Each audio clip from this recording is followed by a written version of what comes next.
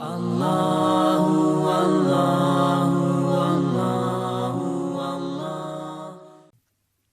نور کی آیت نمبر 27، سورہ نور کا چوتھا رکوع اور 18ویں پارے کا 10واں رکوع۔ اللہ رب العالمین نے ارشاد فرمایا، یا ایھا الذین آمنوا، اے ایمان والوں، لا تدخلوا بیوتا غیر بیوتکم، اپنے گھروں کے سوا اور گھروں میں نہ جاؤ، حتی تستأنسوا، جب تک اجازت نہ لے لو، وتسلموا علی اہلہا، اور ان کے ساکنوں پر سلام نہ کر لو۔ یعنی اپنے گھروں کے علاوہ کسی کے گھر میں جاؤ تو وہاں کے رہنے والوں کو سلام کرو، اجازت طلب کر کے داخل ہو۔ ذالکم خیر لکم لعلکم تذکرون، یہ تمہارے لیے بہتر ہے کہ تم دھیان کرو، سمجھو۔ اس آیت سے ثابت ہوا کہ غیر کے گھر میں بغیر اجازت کے داخل نہ ہو، اور اجازت لینے کا طریقہ یہ بھی ہے کہ بلند آواز سے سبحان اللہ یا الحمدللہ یا اللہ اکبر کہے، یا کھنکارے، یا دستک دے، یا بیل بجا دے، جس سے مکان والوں کو معلوم ہو کہ کوئی آنا چاہتا ہے، یا یہ کہے کہ کیا مجھے اندر آنے کی اجازت ہے۔ غیر کے گھر سے وہ گھر مراد ہے جس میں غیر سکونت رکھتا ہو، یعنی خود انسان اس گھر میں نہیں رہتا، کوئی اور رہتا ہے، چاہے بھائی کا گھر ہو، بہن کا گھر ہو، خواہ اس کا مالک ہو یا نہ ہو۔ مثلا مثال کے طور پہ ایک شخص نے اپنا مکان کرائے پہ دیا ہوا ہے، تو اس مکان کا وہ مالک ہے لیکن رہتا اس میں غیر ہے، تو اس کی اجازت کے بغیر وہ داخل نہیں ہو سکتا۔ یہ بھی مسئلہ سماعت کر لیں کہ غیر کے گھر جانے والے کی اگر مکان والے سے پہلے ہی ملاقات ہو جائے، مثلا گھر کے باہر ہی ملاقات ہو جائے، تو پہلے سلام کرے پھر اجازت چاہے۔ مثلا سلام کرنے کے بعد کہے کہ کیا میں آپ کے گھر اندر آ سکتا ہوں، اور اگر وہ مکان کے اندر ہو تو اب دو قول ہیں۔ ایک قول یہ ہے کہ پہلے وہ سلام کرے اور پھر اجازت طلب کرے، مثلا دستک دے کر کوئی پوچھے کون تو وہ کہے کہ فلاں، اپنا نام بتائے۔ کوئی پوچھے کون تو اس کے جواب میں میں کہنا یہ منع ہے، اپنا نام بتائے اور کہے السلام علیکم، کیا مجھے اندر آنے کی اجازت ہے۔ حدیث شریف میں ہے کہ سلام کو کلام پر مقدم کرو، تو پہلے سلام کرے اور پھر کہے کیا مجھے اندر آنے کی اجازت ہے۔ حضرت عبداللہ رضی اللہ تعالیٰ عنہ کی قرات بھی اسی پر دلالت کرتی ہے۔ ان کی قرات یوں ہے، حتی تسلموا علی اہلہا وتستأذنوا، اور یہ بھی کہا گیا کہ پہلے اجازت چاہے پھر سلام کرے۔ دو قول ہیں۔ اگر دروازے کے سامنے کھڑے ہونے میں بے پردگی کا اندیشہ ہو تو سیدھی طرف یا الٹی طرف، دائیں یا بائیں جانب کھڑے ہو کر اجازت طلب کرے۔ حدیث شریف میں ہے کہ اگر گھر میں ماں ہو جب بھی اجازت طلب کرے، یعنی اپنی ماں کے گھر جائے تو وہاں بھی اجازت طلب کر کے داخل ہو۔ اگلی ارشاد فرمایا فَإِن لَّمْ تَجِدُوا فِيهَا أَحَدًا، پھر اگر ان میں کسی کو نہ پاؤ، یعنی مکان میں اجازت دینے والا موجود نہ ہو۔ آج کل تو یہ ہوتا ہے کہ کوئی اگر گھر میں موجود نہیں ہوتا تو تالا لگا کے جاتا ہے، لیکن جب اسلامی نظام ہو تو امن و امان ہوتا ہے۔ جب ان آیات کا نزول ہوا تو مدینہ شریف میں امن و امان کا دور دورہ تھا، تو لوگ جب گھر میں نہیں ہوتے تھے تو گھر پر تالا نہیں ہوتا تھا، تو فرمایا کہ ایسا ہوتا کہ کوئی شخص آتا تو وہ اندر آ کے بیٹھ جاتا اور آنے والے کا یعنی گھر والے کا انتظار کرتا کہ وہ آئے تو میں اس سے بات کروں۔ تو اس کا حکم یہ دیا گیا کہ اندر جا کر مت بیٹھو، ہاں اگر اس نے پہلے سے تمہیں اجازت دی ہوئی ہو کہ اگر میں نہ ہوں اور آپ آئیں تو میرے ڈرائنگ روم میں بیٹھ کے میرا انتظار کیا کریں تو ٹھیک ہے، ورنہ بغیر اجازت کے اس طرح داخل ہونا درست نہیں۔ فَإِن لَمْ تَجِدُوا فِيهَا أَحَدًا، پھر اگر ان میں کسی کو نہ پاؤ، یعنی مکان میں اجازت دینے والا موجود نہ ہو، فَلَا تَدْخُلُوهَا حَتَّى يُؤْذَنَ لَكُمْ، جب بھی مالکوں کی اجازت کے بغیر ان میں نہ جاؤ، کیونکہ دوسرے کی ملکیت میں تصرف کرنے کے لیے اس کی اجازت اور اس کی رضامندی ضروری ہے۔ وَإِن قِيلَ لَكُمُ ارْجِعُوا، پھر اگر تم سے کہا جائے واپس جاؤ، فَارْجِعُوا، تو واپس ہو، ہُوَ أَزْكَىٰ لَكُمْ، یہ تمہارے لیے بہت ستھرا ہے۔ یعنی اجازت طلب کرنے میں اصرار، ضد اور الحاح نہ کرو۔ کسی کا دروازہ بہت زور سے کھٹکھٹانا، شدید آواز سے چیخنا، یہ مکروہ ہے۔ خاص طور پر علماء اور بزرگوں کے دروازے پر ایسا کرنا، ان کو زور سے پکارنا مکروہ ہے اور خلاف ادب ہے۔ حکم یہ ہے کہ 3 دفعہ دستک دی جائے۔ جب یہ اندازہ ہو جائے کہ تینوں دستک اندر گھر والوں نے سن لیا ہے اور یہ جواب نہیں دے رہے، تو واپس چلا جائے، یا وہ اندر سے کہہ دیں کہ ابھی ہم مصروف ہیں، بعد میں آئیے گا، تو واپس چلا جائے اور دل میں ملال نہ رکھے، کیونکہ انسان ہو سکتا ہے کسی مجبوری میں ہو۔ وَإِن قِيلَ لَكُمُ ارْجِعُوا، اور اگر تم سے کہا جائے واپس جاؤ، فَارْجِعُوا، تو واپس ہو، هُوَ أَزْكَىٰ لَكُمْ، یہ تمہارے لیے بہت ستھرا ہے۔ وَاللَّهُ بِمَا تَعْمَلُونَ عَلِيمٌ، اللہ تمہارے کاموں کو جانتا ہے۔ لَيْسَ عَلَيْكُمْ جُنَاحٌ أَن تَدْخُلُوا بُيُوتًا غَيْرَ مَسْكُونَةٍ فِيهَا مَتَاعٌ لَكُمْ، اس میں تم پر کچھ گناہ نہیں کہ ان گھروں میں جاؤ جو خاص کسی کی سکونت کے نہیں، اور ان کے برتنے کا تمہیں اختیار ہے، جیسے سرائے، مسافر خانے وغیرہ، کہ اس میں جانے کے لیے اجازت حاصل کرنے کی حاجت نہیں۔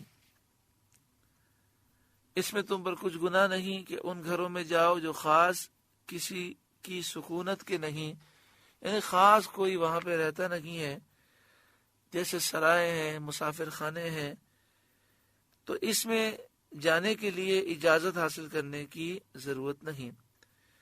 یہ آیت ان صحابہ کرام کے جواب میں نازل ہوئی جنہوں نے یہ کہا کہ جب یہ آیت کریمہ نازل ہوئی کہ داخل ہونے کے لیے اجازت طلب کرنا ضروری ہے، اسے آیت استئذان کہتے ہیں، تو انہوں نے یہ پوچھا کہ یا رسول اللہ صلی اللہ علیہ وسلم، قرآن مجید فرقان حمید نے یہ فرمایا کہ جب کسی گھر جاؤ تو اجازت طلب کر کے جاؤ۔ مکہ مکرمہ اور مدینہ منورہ کے درمیان اور شام کے راستے میں جو مسافر خانے اور سرائے بنے ہوئے ہیں، کیا ان میں داخل ہونے کے لیے بھی اجازت لینا ضروری ہے؟ تو یہ آیت کریمہ نازل ہوئی۔ واللہ یعلم ما تبدون وما تکتمون، اور اللہ جانتا ہے جو تم ظاہر کرتے ہو اور جو تم چھپاتے ہو۔ قل للمؤمنین یغضوا من ابصارہم، مسلمان مردوں کو حکم دو اپنی نگاہیں کچھ نیچی رکھیں، وَيَحْفَظُوا فُرُوجَهُمْ، اور اپنی شرمگاہوں کی حفاظت کریں۔ اے محبوب، آپ مسلمان مردوں کو حکم دیں اپنی نگاہیں کچھ نیچی رکھیں۔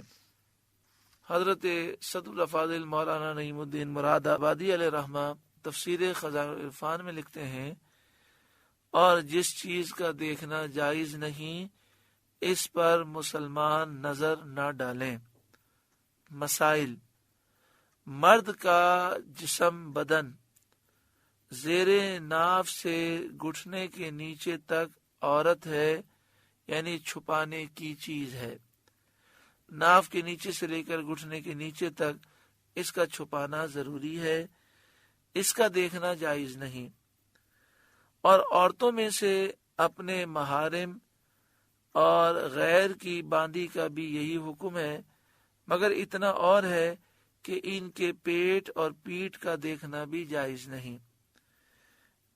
یعنی ماں، بہن، بیٹی جو محارم عورتیں ہیں ان کا پیٹ دیکھنا بھی منع ہے، پیٹھ دیکھنا منع ہے، اور جو ناف سے لے کر گھٹنے تک کے نیچے کا جو حصہ ہے وہ دیکھنا منع ہے۔ اور حرہ اجنبیہ یعنی ایسی آزاد عورت کہ جو غیر محرم ہے، نامحرم ہے، اس کے تمام بدن کو دیکھنا ممنوع ہے، یعنی اس کا چہرہ بھی نہیں دیکھنا اور دیگر جسم کے اعضاء بھی نہیں دیکھنے، یہ دیکھنا ممنوع ہے۔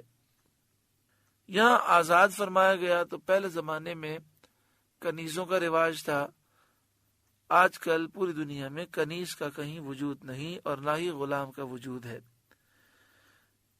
آگے لکھتے ہیں کہ ضرورت کی حالت میں قاضی اور گواہ عورت کے چہرے کو دیکھ سکتے ہیں، اور اس عورت سے نکاح کی خواہش رکھنے والے کو چہرہ دیکھنا جائز ہے، اور اگر کسی عورت کے ذریعے سے حال معلوم کر سکتا ہو تو نہ دیکھے، یعنی شادی سے پہلے ایک نظر دیکھنا وہ جائز تو ہے، لیکن فرماتے ہیں کہ کسی عورت کو بھیج کر اس کے ذریعے اس کی حالت معلوم کر سکتا ہو تو پھر نہ دیکھے۔ طبیب کو موضع مرض کا بقدر ضرورت دیکھنا جائز ہے، ڈاکٹر طبیب ضرورتاً جو بیماری کی جگہ ہے اسے دیکھ سکتے ہیں اگرچہ وہ جگہ ستر میں داخل ہو۔ آگے ارشاد فرمایا اور اپنی شرمگاہوں کی حفاظت کریں، اس کے تحت فرماتے ہیں زنا اور حرام سے بچیں، یا یہ معنی ہے کہ اپنی شرمگاہوں اور ان کے لواحق یعنی تمام بدن عورت کو چھپائیں اور پردے کا اہتمام رکھیں، ناف کے نیچے سے لے کر گھٹنے کے نیچے تک کا حصہ یہ مرد چھپا کے رکھے۔ اسی طرح جو خواتین ہیں وہ اپنے محرم مردوں کے سامنے بھی اپنے پیٹ کو اور پیٹھ کو چھپائیں، اور جو نامحرم مرد ہیں ان کے سامنے اپنے پورے جسم کو چھپائیں۔ آگے ارشاد فرمایا ذالک ازکی لہم، یہ ان کے لیے بہت ستھرا ہے، ان اللہ خبیر بما یصنعون، بے شک اللہ کو ان کے کاموں کی خبر ہے۔ وَقُلْ لِلْمُؤْمِنَاتِ يَغْضُضْنَ مِنْ أَبْصَارِهِنَّ، اور مسلمان عورتوں کو حکم دیں کہ اپنی نگاہیں کچھ نیچی رکھیں۔ میری بہنیں بہت توجہ کے ساتھ سماعت کریں، اعلی حضرت امام اہل سنت امام احمد رضا علیہ رحمہ کے خلیفہ حضرت صدر الافاضل سید نعیم الدین مراد آبادی علیہ رحمہ لکھتے ہیں کہ عورتیں غیر مردوں کو نہ دیکھیں۔ حدیث شریف میں ہے کہ ازواج مطہرات میں سے بعض امہات المومنین سید عالم صلی اللہ علیہ وآلہ وسلم کی خدمت میں تھیں، اسی وقت حضرت عبداللہ بن ام مکتوم آئے۔ حضور صلی اللہ علیہ وآلہ وسلم نے ازواج کو پردے کا حکم فرمایا۔ انہوں نے عرض کیا کہ وہ تو نابینا ہے، تو آپ صلی اللہ علیہ وسلم نے فرمایا تم تو نابینا نہیں ہو۔ یہ حدیث ترمذی شریف اور ابو داؤد شریف میں ہے۔ اس حدیث سے معلوم ہوا کہ عورتوں کو بھی نامحرم کا دیکھنا اور اس کے سامنے ہونا جائز نہیں۔ ٹی وی کی اسکرین پر، اسی طرح محفل نعت میں جو اسکرینیں لگتی ہیں ان اسکرینوں پر بھی عورت کو نامحرم مرد نہیں دیکھنے چاہیے۔ وَيَحْفَظْنَ فُرُوجَهُنَّ، اور اپنی پارسائی کی حفاظت کریں۔ وَلَا يُبْدِينَ زِينَتَهُنَّ إِلَّا مَا ظَهَرَ مِنْهَا، اور اپنا بناؤ سنگار نہ دکھائیں مگر جتنا خود ہی ظاہر ہے۔ یہاں پر حضرت صدر الافاضل علیہ رحمہ لکھتے ہیں اظہر یہ ہے کہ یہ حکم نماز کا ہے نہ نظر کا، یعنی نماز میں یہ حکم ہے کہ عورت نماز پڑھتے ہوئے اپنا چہرہ کھول سکتی ہے، اپنی ہتھیلیاں اور اپنے پاؤں کے پنجے وہ کھلے رکھے، حرج نہیں۔ فرماتے یہ حکم نماز کی بات ہو رہی ہے۔ ہاں دیکھنے کی جہاں تک بات ہے تو حرہ کا تمام بدن عورت ہے، جو آزاد عورت ہے اس کو نامحرم مرد دیکھ ہی نہیں سکتا، نہ اس کا چہرہ دیکھ سکتا ہے، نہ اس کی کلائیاں وہ دیکھ سکتا ہے۔ کیونکہ حرہ کا تمام بدن عورت ہے، شوہر اور محرم کے سوا اور کسی کے لیے اس کے کسی حصے کا دیکھنا بے ضرورت جائز نہیں۔ معالجہ وغیرہ کی ضرورت سے قدر ضرورت جائز ہے، علاج کے لیے ڈاکٹر کا دیکھنا ضرورت کے مطابق جائز ہے۔ تو اس سے معلوم ہوا کہ جو عورت مومن ہے اس پر لازم ہے کہ وہ نامحرم مردوں کے سامنے جب نکلے اپنے گھر سے باہر تو پورے جسم کو چھپا کے نکلے۔ اگلی ارشاد فرمایا وَلْيَضْرِبْنَ بِخُمُورِهِنَّ عَلَى جُيُوبِهِنَّ، اور دوپٹے اپنے گریبانوں پر ڈالے رہیں، یعنی پورا جسم چھپا کے رکھیں، پھر بھی اپنے سینے پر اپنے گریبانوں میں چادریں ڈال کے رکھیں تاکہ ابھار محسوس نہ ہو۔ اس سے معلوم ہوا کہ جو خواتین چست لباس پہنتی ہیں، جیسے بعض نادان خواتین پینٹ شرٹ پہنتی ہیں، تو یہ پہننا عورت کے لیے سخت ممنوع ہے، کیونکہ اس میں جسم کا شیپ محسوس ہوتا ہے۔ وَلَا يُبْدِينَ زِينَتَهُنَّ، اور اپنا سنگار ظاہر نہ کریں، إِلَّا لِبُعُولَتِهِنَّ، مگر اپنے شوہروں پر۔ اس آیت کو سننے سے پہلے ذرا سوچیں، آج میڈیا پر بیٹھ کر جاہل قسم کے لوگ کہتے ہیں کہ پورے قرآن میں پردے کا ذکر ہی نہیں ہے، لیکن جب ہم قرآن پڑھتے ہیں تو ہمیں محسوس ہوتا ہے کہ پردے کے بارے میں تو سخت تاکیدیں ہیں اور بڑی تفصیل سے یہ مسئلہ بیان ہوا۔ نماز کا ذکر کئی مرتبہ ہے، لیکن فجر میں کتنی رکعتیں پڑھنی ہیں ہمیں حدیث پاک میں سمجھایا گیا، لیکن جب پردے کی بات آئی تو ایک ایک بات کو تفصیل سے بیان کیا گیا، پردے کی اہمیت کتنی زیادہ ہے۔ وَلَا يُبْدِينَ زِينَتَهُنَّ، اور عورتیں اپنا سنگار ظاہر نہ کریں، إِلَّا لِبُعُولَتِهِنَّ، مگر اپنے شوہروں پر، او آبائهن، یا اپنے باپ، او آبائی بعولتهن، یا شوہروں کے باپ، او ابنائهن، یا اپنے بیٹے، او ابنائی بعولتهن، یا شوہروں کے بیٹے۔ یہاں فرمایا گیا کہ اپنے باپ کے سامنے زینت ظاہر کر سکتی ہیں، تو اس میں دادا، پردادا اور نانا وغیرہ بھی شامل ہیں، ان سے پردہ نہیں ہے۔ شوہروں کے باپ یعنی سسر، تو سسر سے پردہ نہیں ہے، لیکن پردہ کرنا افضل ہے۔ اگر خواتین پردہ نہ کریں تو کم از کم ایک ادب کے دائرے میں رہیں، اور سسر سے فری ہونا نعوذ باللہ من ذالک یہ بہت ناپسندیدہ عمل ہے۔ او ابنائہن، یا اپنے بیٹے، اسی طرح پوتے، نواسے، ان سے بھی پردہ نہیں۔ او ابنائی بعولتہن، یا شوہروں کے بیٹے، یعنی اپنے سگے بیٹے نہیں ہیں، جس شخص سے شادی کی اس کے بیٹے ہیں دوسری بیوی سے، ان سے بھی پردہ نہیں۔ او اخوانہن، یا اپنے بھائی، او بنی اخوانہن، یا اپنے بھتیجے، او بنی اخواتہن، یا اپنے بھانجے، اور انہی کے حکم میں ہے چچا، ماموں وغیرہ تمام محارم۔ حضرت عمر رضی اللہ تعالیٰ عنہ نے ابو عبیدہ بن جراح کو لکھا کہ کفار اہل کتاب کی عورتوں کو مسلمان عورتوں کے ساتھ حمام میں داخل ہونے سے منع کریں۔ اس سے معلوم ہوا کہ مسلمان عورت کو کافر عورت کے سامنے اپنا بدن کھولنا جائز نہیں۔ ارشاد فرمایا او نسائہن، یا اپنے دین کی عورتیں، یعنی جو مسلمان عورتیں ہیں ان سے پردہ نہیں، لیکن حضرت عمر رضی اللہ تعالیٰ عنہ کے خط سے جو آپ نے حضرت ابو عبیدہ بن جراح کو لکھا، اس سے معلوم ہوا کہ کافر عورتوں سے مسلمان عورتوں کو دور رہنا چاہیے، ان کے سامنے اپنے جسم کو چھپا کے رکھنا چاہیے۔ او ما ملکت ایمانہن، یا اپنی کنیزیں جو اپنے ہاتھ کی ملک ہوں۔ عورت کا اپنی کنیزوں سے پردہ نہیں، لیکن اگر عورت کا غلام ہو تو غلام سے بھی پردہ ہوگا، جس طرح اجنبی سے پردہ ہوتا ہے۔ اب التابعین غیر اولی الاربۃ من الرجال، یا نوکر بشرطے کے شہوت والے مرد نہ ہوں۔ مثلا ایسے بوڑھے ہوں جنہیں اصلاً شہوت باقی نہ رہی ہو اور وہ نیک صالح ہوں۔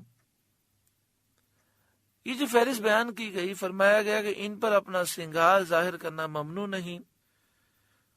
ہاں، غلام کے متعلق آپ نے سن لیا کہ عورت جو مالکن ہے وہ اپنے غلام سے پردہ کرے گی۔ غلام کو اپنی مالکہ کے مواضع زینت کو دیکھنا جائز نہیں، لیکن فی زمانہ نہ غلام ہے اور نہ ہی کنیزوں کا کوئی وجود ہے۔ ہر وہ مرد کہ جو عورت کا نامحرم ہے اس سے پردہ ضروری ہے۔ اسی طرح بعض ایسے لوگ ہوتے ہیں، نہ عورت ہوتے ہیں نہ مرد، ان سے بھی عورتوں کو پردہ کرنا ضروری ہے، خاص طور پر کہ جو قبیح الافعال ہوں، جیسا کہ مسلم شریف سے ثابت ہے کہ ایسے لوگوں سے پردہ کرنے کا عورتوں کو حکم دیا گیا۔ آگے فرمایا اب الطفل الذین لم یظہروا علی عورات النساء، یا وہ بچے جنہیں عورتوں کی شرم کی چیزوں کی خبر نہیں، جو بہت چھوٹے بچے ہیں ان سے پردہ کرنے کی حاجت نہیں۔ بعض مفسرین نے فرمایا ان کی عمر ہے 12 سال۔ 12 سال سے جو بڑا بچہ ہے اس سے عورتوں کو پردہ کرنا چاہیے، وہ مرد کے حکم میں ہے۔ اور بعض نے کہا کہ فی زمانہ حالات کے اعتبار سے 10 سال کے بچے سے پردہ کرنا چاہیے، تو کم از کم اتنی تو احتیاط ہونی چاہیے کہ 12 سال کا بچہ عورتوں میں داخل نہ ہو اور اسے پردے کی تلقین کی جائے۔ آگے ارشاد فرمایا وَلَا يَضْرِبْنَ بِأَرْجُلِهِنَّ لِيُعْلَمَ مَا يُخْفِينَ مِنْ زِينَتِهِنَّ، اور زمین پر پاؤں زور سے نہ رکھیں کہ جانا جائے ان کا چھپا ہوا سنگار۔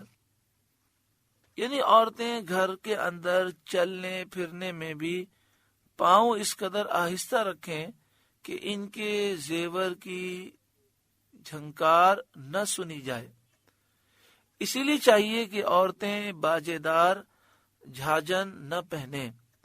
حدیث شریف میں ہے کہ اللہ تعالیٰ اس قوم کی دعا قبول نہیں فرماتا جن کی عورتیں جھاجن پہنتی ہوں۔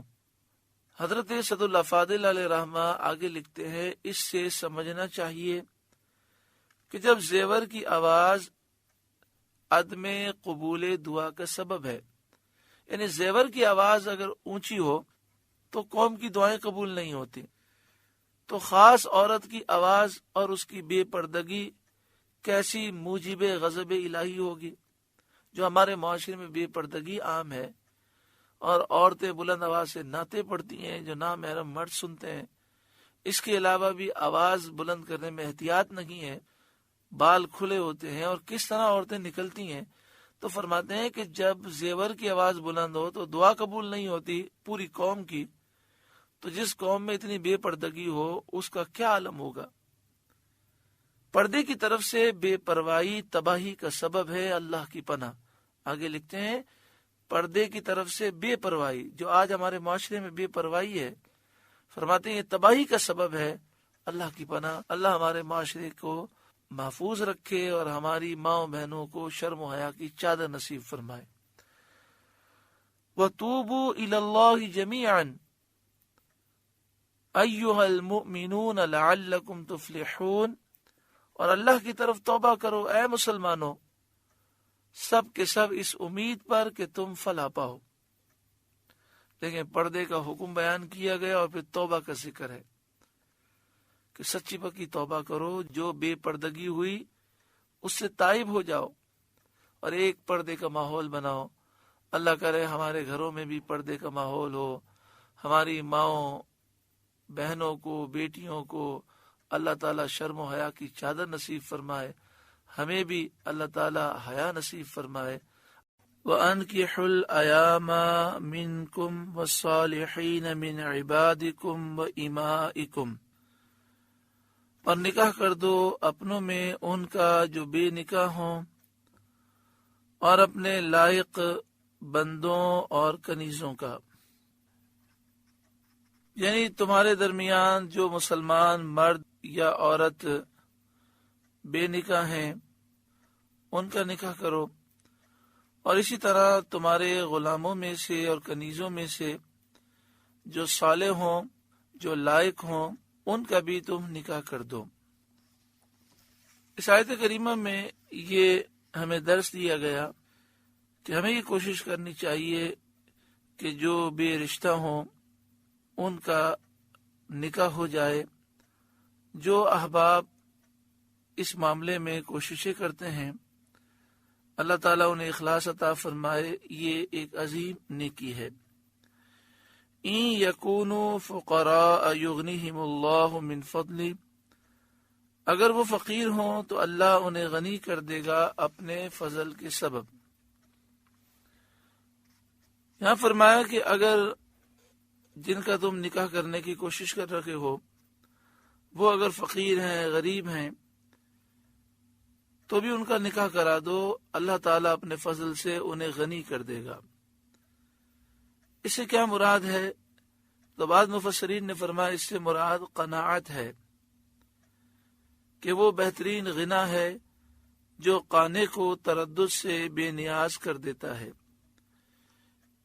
یعنی ان کا نکاح کر دو، اگر وہ غریب بھی ہوں گے تو اللہ انہیں غنی کر دے گا اپنے فضل سے، یعنی اللہ تعالیٰ انہیں قناعت کی دولت دے گا۔ قناعت کہتے ہیں جو اللہ تعالیٰ نے دیا اس پر بندہ خوش ہو اور اس پر مطمئن ہو۔ بعد نے فرمایا کہ یہاں مراد یہ ہے کہ اللہ تعالیٰ کفایت کی دولت عطا فرمائے گا، کہ ایک کا کھانا دو کے لیے کافی ہو جائے، جیسا کہ حدیث شریف میں وارد ہوا ہے۔ تو نکاح کے بعد اللہ تعالیٰ ایسی برکت دے گا کہ وہ جتنے خرچے میں خود گزارا کرتا تھا اسی میں دونوں کا گزارا ہو جائے گا، جیسا کہ حدیث پاک میں ہے کہ ایک کا کھانا دو کے لیے کافی ہے۔ بعد نے فرمایا کہ یہاں پر یہ جو فرمایا کہ اگر وہ فقیر ہوگا تو اللہ اپنے فضل سے غنی کر دے گا، فرمایا اس سے مراد یہ ہے کہ زوج اور زوجہ کے دو رزقوں کا جمع ہو جانا، یعنی اللہ تعالیٰ نے جو روزی مرد کے نصیب میں لکھی ہے، جو روزی عورت کے نصیب میں لکھی ہے، جب نکاح ہو جاتا ہے تو دونوں کا رزق جمع ہو کر اللہ تعالیٰ مرد کو عطا فرماتا ہے۔ بعض مفسرین نے فرمایا کہ اس سے مراد ہے فراخی ببرکت نکاح، جیسا کہ امیر المومنین حضرت عمر رضی اللہ تعالیٰ عنہ سے مروی ہے۔ یعنی مراد یہ ہے کہ کسی غریب کا اگر نکاح کر دیا جائے تو نکاح کی برکت سے اللہ تعالیٰ اس کی غربت کو دور فرما دے گا، جیسا کہ ایک قول حضرت علی رضی اللہ تعالیٰ عنہ کی طرف بھی منسوب ہے کہ آپ نے فرمایا کہ نکاح کرو، اللہ تعالیٰ تمہیں اپنے فضل سے غنی کر دے گا اور تمہاری محتاجی دور فرما دے گا۔ واللہ واسع علیم، اور اللہ وسعت والا، علم والا ہے۔ وَلْيَسْتَعْفِفِ الَّذِينَ لَا يَجِدُونَ نِكَاحًا حَتَّى يُغْنِيَهُمُ اللَّهُ مِنْ فَضْلِهِ، اور چاہیے کہ بچے رہیں وہ جو نکاح کا مقدور نہیں رکھتے، یہاں تک کہ اللہ انہیں مقدور والا کر دے اپنے فضل سے۔ یعنی جو نکاح کرنے کی طاقت نہیں رکھتے وہ اپنے آپ کو گناہ سے بچا کے رکھیں، یہاں تک کہ اللہ تعالیٰ اپنے فضل سے انہیں نکاح کرنے کی قوت عطا فرمائے۔ یہاں مفسرین نے فرمایا کہ یہ جو فرمایا گیا کہ جو نکاح کی طاقت نہیں رکھتے وہ بچے رہیں، تو فرمایا یہاں مراد ہے حرام کاری سے وہ بچے رہیں۔ اور یہ جو فرمایا گیا کہ جو نکاح کی طاقت نہیں رکھتے، تو فرمایا اس سے مراد یہ ہے کہ جو مہر عورت کو دینے کی طاقت نہیں رکھتے، عورت کے نان نفقے اور اس کی جو ذمہ داری مرد پر نافذ ہوتی ہے شادی کے بعد، وہ عورت کے خرچے کی طاقت نہیں رکھتے، اس وجہ سے وہ نکاح نہیں کر سکتے، تو اپنے آپ کو گناہوں سے بچائیں یہاں تک کہ اللہ تعالیٰ اپنے فضل سے انہیں اس قابل کر دے، یعنی وہ مہر اور نفقہ بیوی کا خرچہ ادا کرنے کے قابل ہو جائیں۔ حدیث شریف میں ہے سید عالم صلی اللہ علیہ وآلہ وسلم نے فرمایا جو نکاح کی قدرت رکھے وہ نکاح کرے، کہ نکاح پارسائی اور پاک بازی کا معین ہے۔ یعنی پیارے آقا صلی اللہ علیہ وسلم نے فرمایا کہ جو نکاح کی طاقت رکھتا ہے وہ نکاح کر لے، کیونکہ نکاح مددگار ہے، انسان کو پارسا بناتا ہے، پاک باز بناتا ہے۔ اور آگے پیارے آقا صلی اللہ علیہ وسلم نے فرمایا، اور جسے نکاح کی قدرت نہ ہو وہ روزے رکھے کہ یہ شہوتوں کے توڑنے والے ہیں۔ یعنی جو نکاح کرنے کی طاقت نہیں رکھتا اسے چاہیے کہ وہ کثرت سے نفلی روزے رکھے، تو ہر قسم کے برے خیال سے وہ محفوظ رہے گا۔ والذین یبتغون الکتاب مما ملکت ایمانکم، اور تمہارے ہاتھ کی ملک باندھی غلاموں میں سے جو یہ چاہیں کہ کچھ مال کمانے کی شرط پر انہیں آزادی لکھ دو، فکاتبوہم، تو لکھ دو، ان علمتم فیہم خیرا، اگر ان میں کچھ بھلائی جانو۔ تمہارے جو غلام ہیں اور جو تمہاری کنیزیں ہیں، اگر یہ آزادی تم سے چاہیں اور تم سے کہیں کہ آپ ہمیں اجازت دیں کہ ہم کچھ مال کما کر آپ کو دے دیں، مثلا ہم آپ کو 1 لاکھ روپے کما کے دے دیں گے، تو آپ ہمیں لکھ کر دے دیں کہ ہم 1 لاکھ روپے جب آپ کو کما کے دیں گے تو آپ ہمیں آزاد کر دیں گے۔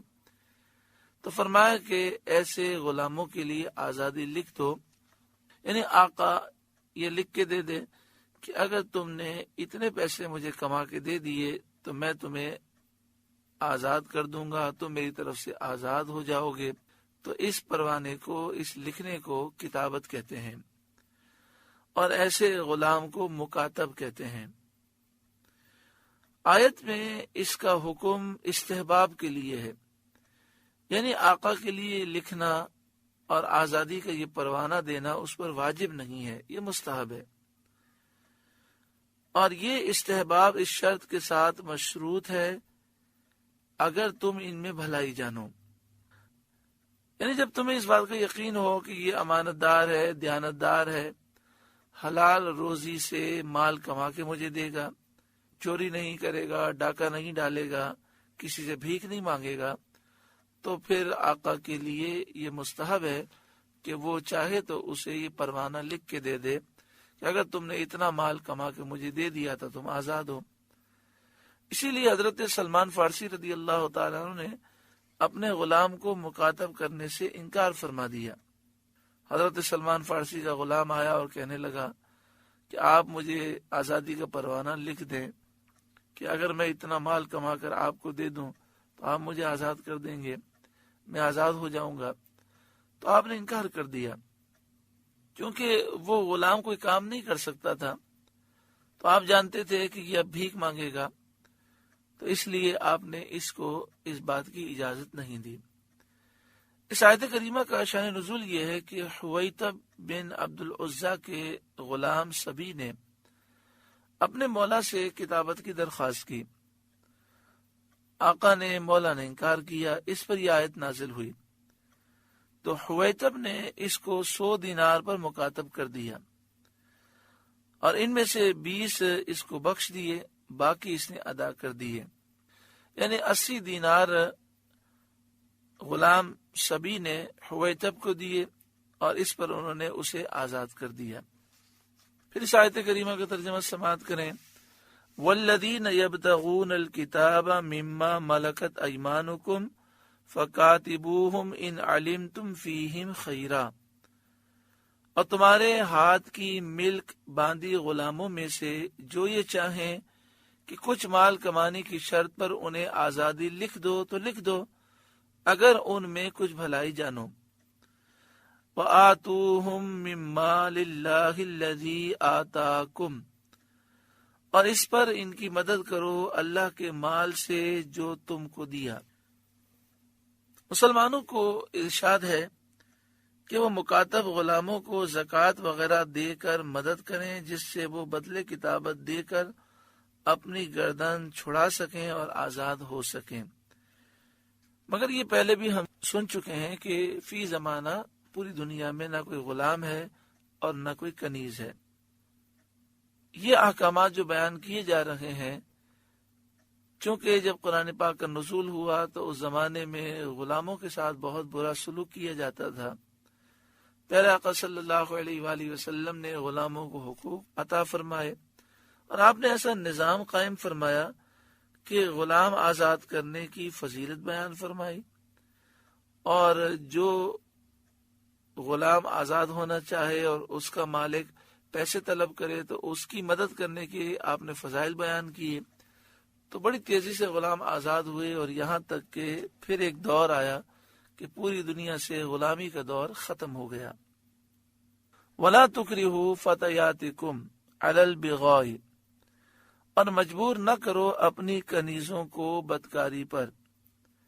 ان اردنا تحسنا لتبتغوا عرض الحیات الدنیا، جبکہ وہ بچنا چاہیں تاکہ تم دنیاوی زندگی کا کچھ مال چاہو، یعنی مال کی لالچ میں اندھے ہو کر کنیزوں کو بدکاری پر مجبور نہ کرو۔ یہ آیت عبداللہ بن ابی بن سلول منافق کے بارے میں نازل ہوئی، جو مال حاصل کرنے کے لیے اپنی کنیزوں کو بدکاری پر مجبور کرتا تھا۔ ان کنیزوں نے سید عالم صلی اللہ علیہ وآلہ وسلم سے اس کی شکایت کی، اس پر یہ آیت کریمہ نازل ہوئی۔ وَمَن يُكْرِهْهُنَّ، اور جو انہیں مجبور کرے گا، فَإِنَّ اللَّهَ مِن بَعْدِ إِكْرَاهِهِنَّ غَفُورٌ رَحِيمٌ، تو بے شک اللہ اس کے بعد کہ وہ مجبوری ہی کی حالت پر رہیں بخشنے والا مہربان ہے۔ یعنی فرمایا کہ گناہ کا وبال مجبور کرنے والے پر ہوگا۔ اگر کنیز گناہ سے بچنا چاہتی ہے اور اس کا آقا مجبور کرتا ہے تو فرمایا کہ اللہ تبارک و تعالی بخشنے والا مہربان ہے، گناہ کا وبال اس پر ہوگا جو مجبور کرنے والا ہے۔ وَلَقَدْ أَنزَلْنَا إِلَيْكُمْ آيَاتٍ مُبَيِّنَاتٍ، اور بے شک ہم نے اتاری تمہاری طرف روشن آیتیں۔ ان آیتوں نے حلال کو، حرام کو، حدود کو اور شرعی احکام کو سب کو واضح کر دیا۔ وَمَثَلًا مِّنَ الَّذِينَ خَلَوْا مِن قَبْلِكُمْ، اور کچھ ان لوگوں کا بیان جو تم سے پہلے ہو گزرے۔ وَمَوْعِظَةً لِّلْمُتَّقِينَ، اور متقیوں کے لیے نصیحت، ڈر والوں کے لیے نصیحت، جو اپنے دل میں اللہ کا خوف رکھتے ہیں، ان کے لیے اس قرآن میں نصیحتیں ہیں، پچھلے لوگوں کے حالات ہیں، اس میں روشن آیتیں ہیں جو سینے کو روشن کرتی ہیں، شرعی احکام کو واضح کرتی ہیں۔ اللہ تعالیٰ اس قرآن پاک کے نور سے ہمارے قلوب کو روشن فرمائے۔ اللہ اللہ